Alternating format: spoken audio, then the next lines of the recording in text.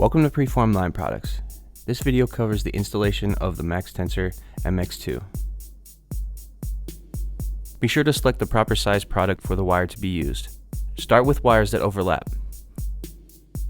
Next, find the arrows on the splice and insert the wires in the direction of the arrows. After the wires are inserted, be sure to leave 4 inches of a tail for tensioning purposes. If tensioning is desired, grab your MX open the handles so the head of the tool can accept the wire, insert the wire to be tensioned, then close the handles. Repeat if necessary. This completes the installation of the MX2. For more information, please visit preform.com. All safety guidelines set forth in the appropriate application procedure for this product must be reviewed and followed prior to installing this product. The installation shown is intended to illustrate the application method of the product only. It is not intended to supersede any company construction or safety standards or the use of required protective equipment.